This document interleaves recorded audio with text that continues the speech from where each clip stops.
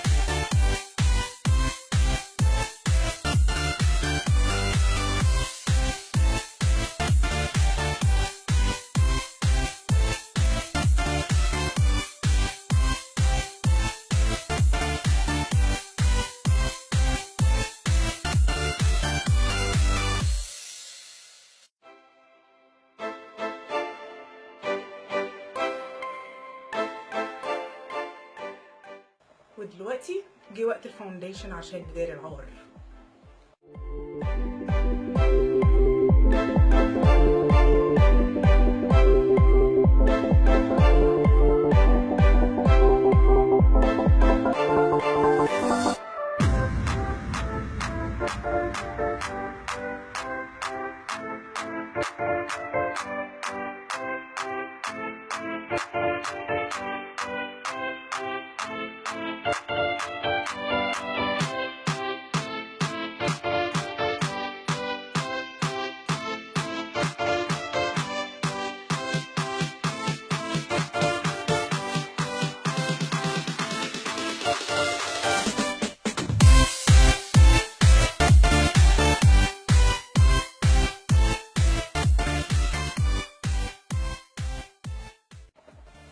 القليل من الكونتور عشان هذا الوش المقلبص.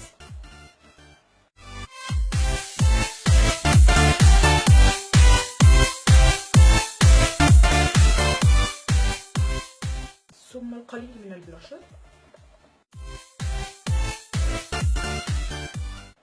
ثم الهايلايتر علشان الخدود تبان.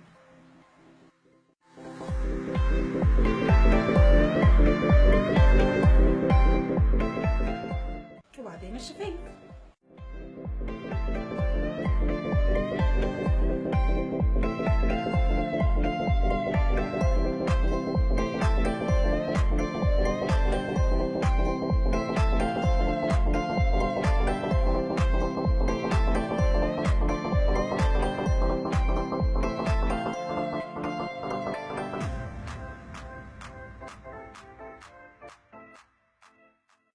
وبكده خلصت.